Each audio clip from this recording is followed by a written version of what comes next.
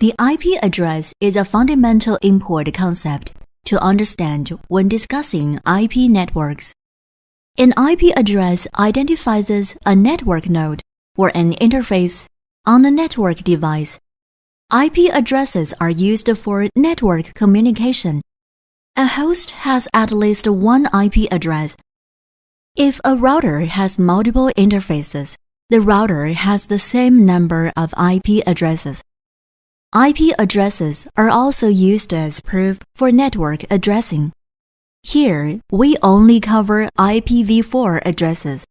An IPv4 address is a 32-bit binary number in 4 octets. IPv4 addresses are usually represented in dotted decimal notation. In computation, IP addresses are still presented in binary format. The theoretical range of IP addresses is from 0.0.0.0 to 255.255.255.255. TCP/IP defines 5 classes of IP addresses according to their address range and use. That is, Class A, B, C, D, and E. The Class E address range is reserved for experimental purposes. The Class D address range is used for multicast addressing. Multicast addresses can function only as destination addresses, but cannot be configured for nodes. Therefore, only Class A, Class B, and Class C addresses are valid to assign to hosts. IPv4 addresses are usually represented in dotted decimal notation, consisting of 4 octets, separated by dots. If the highest order bit of the first octet in an IPv4 address is set to 0 and the remaining bits are not set, then the value range of the first octet is from 1 to 126. 127 is used for local loopback testing. For example, when the computer pings 127.0.0.1, the computer is pinging itself to check whether the IPv4 protocol stack works properly on the host. If the first 2 highest order bits of the first octet are set to 10 and the remaining bits are not configured, and the first octet ranges from 128 to 191, which is a Class B address. If the first 3 highest order bits of the first octet are set to 110, then the first octet ranges from 192 to 223, which is a Class C address.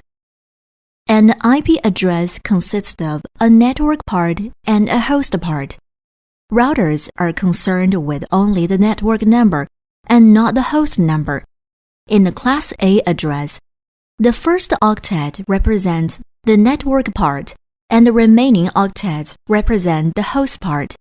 In the Class B address, the first 2 octets represent the network part, and the remaining 2 octets represent the host part. In a Class C address, the first 3 octets represent the network part, and the last octet represents the host part.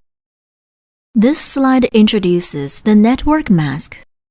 An IP address and a network mask appear together in a pair. The network mask is used to determine which bits in an IP address are the network part and which bits are the host part. The length of a network mask is 32 bits, which is the same as the number of bits for an IP address. In the binary format, the first half of a network mask consists of all ones and the second half of network mask consists of all zeros. The bits in an IP address corresponding to the ones represent the network number of the IP address, and the bits corresponding to the zeros represent the host number, as shown in the figure. The IP address 192.168.1.1 corresponds to the network mask 255.255.255.0, both of which are in binary format. It can be seen that the first 3 octets of the IP address are the network part, and the last octet is the host part. This slide introduces 3 IP network communication types. Unicast is one-to-one communication, PC1 sending data directly to PC2 with clear source and destination IP addresses is an example of unicast. Broadcast is unspecific, non-targeted one-to-many communication. For example, PC1 sends a broadcast message that is flooded within the broadcast domain, but routers are able to isolate the broadcast message. Therefore, broadcast messages are blocked while arriving at the first router. On the Layer 2 network, the destination MAC address of a broadcast message contains all Fs. On the Layer 3 network, the bits of the destination IP address are all ones. Multicast is many-to-one communication. In this example, PC1 is a media site, and PC3 and PC4 are media receivers. When multiple receivers exist while using unicast, sending the same data increases the cost of links and decreases efficiency since this information must be sent multiple times. Therefore, the multicast mode is preferable in such scenarios. The multicast source does not consider the number of receivers. The multicast source just sends data to the network, and the router chooses whether to forward the data. In this manner, only one piece of data is transmitted over a link at a time point, which improves bandwidth utilization. This slide introduces 3 types of IP addresses. The network address identifies a network number. Among broadcast addresses, 255.255.255.255 is the network-wide broadcast address. The host address identifies a host. Here, 192.168.1.0 is a Class C network address. By default, the first 3 octets of a Class C address are the network part, and the last octet is the host part.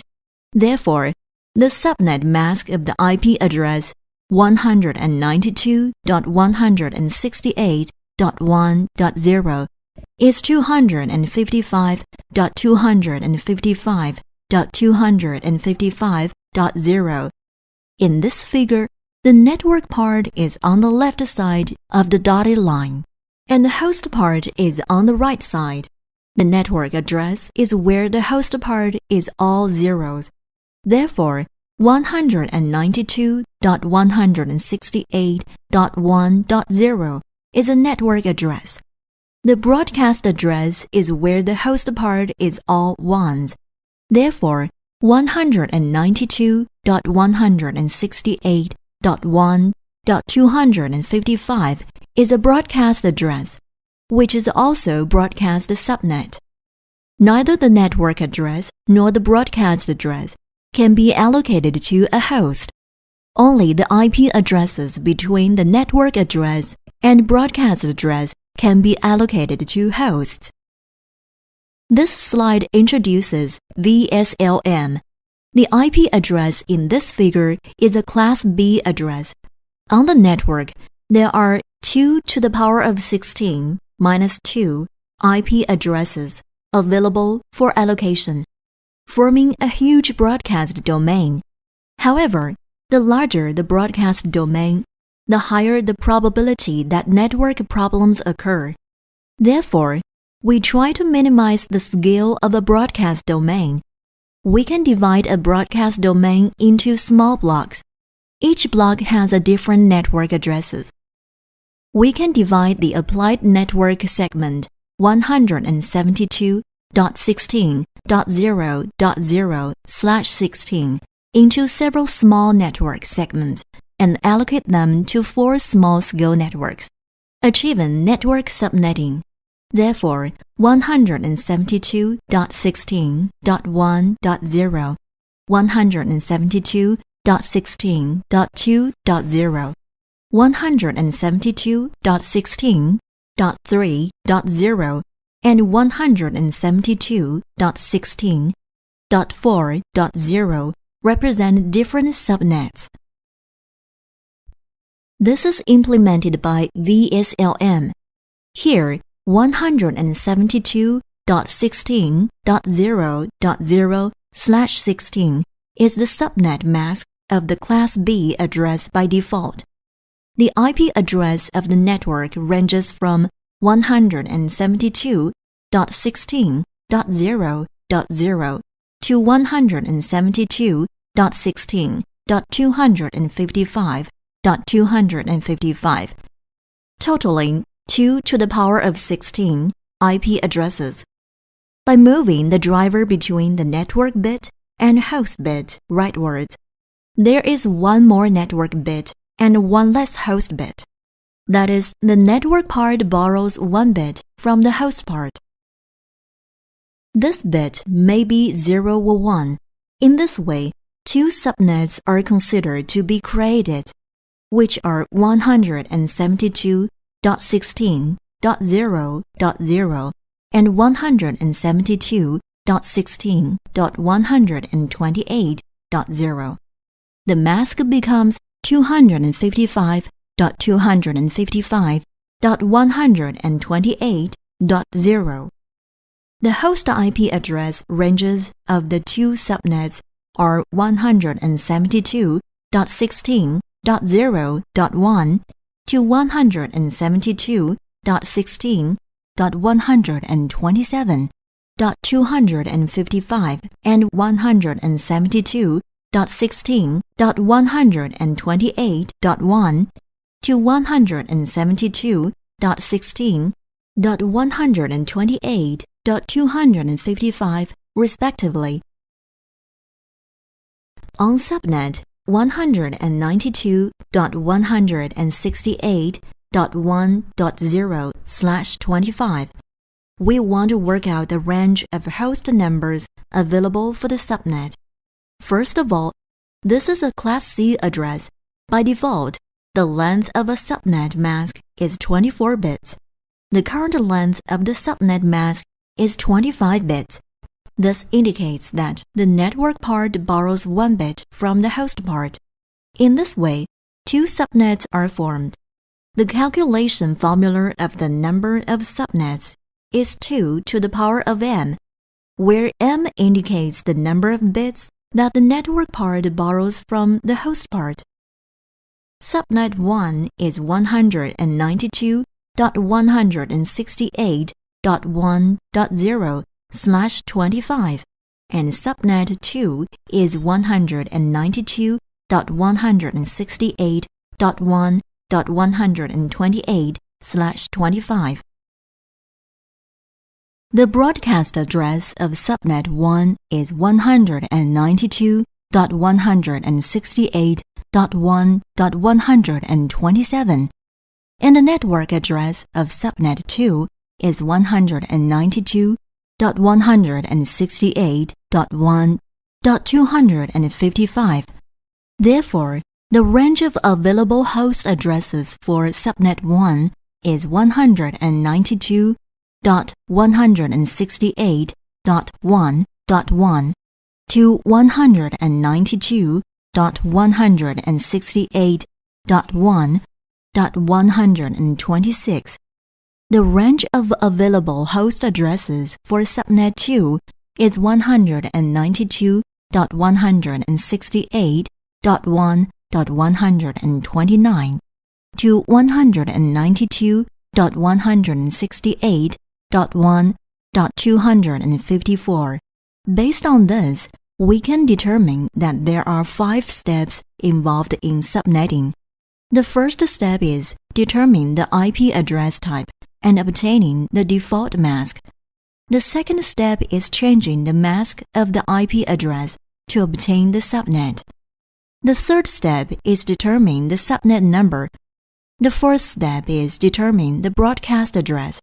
And the final step is determining the range of available host addresses based on the subnet number and broadcast address. There are two formulas used in subnetting. How can we determine whether 192.168.1.64/27 can be allocated to hosts? This IP address indicates the subnetting of the Class C address 192.168.1.0/24. The length of the subnet mask is changed from 24 to 27. Therefore, the network part borrows 3 bits from the host part. According to the formula, 8 subnets are generated. Each subnet has 30 available IP addresses. The 8 subnets include 192.168.1.0/27, 192.168.1.32/27, 192.168.1.64/27, 192.168.1.96/27, and 192.168.1.128/27, among others. It can be seen that 192.168.1.64/127 is the network number of a subnet and therefore cannot be allocated to hosts. IP addresses can be divided into public and private IP addresses. A public IP address is used to access a public network, which is a valid IP address. A private IP address can be used only in a LAN and cannot be used to access a public network. A portion of IP addresses from each of Class A, B, and C address ranges are chosen as private IP addresses, which relieves the issue of IPv4 address space insufficiency. The range of Class A addresses for private use is 10.0.0.0 to 10.255.255.255, 10.0.0.0/8. The range of Class B addresses for private use is 172.16.0.0 to 172.31.255.255, 172.16.0.0/12, and the range of Class C addresses for private use is 192.168.0.0 to 192.168.255.255, 192.168.0.0/16. These 3 types of IP addresses can be used in LANs but cannot be used to access a public network. To access a public network, NAT needs to be used to convert these private IP addresses to public IP addresses. That's all for today. Thanks for listening.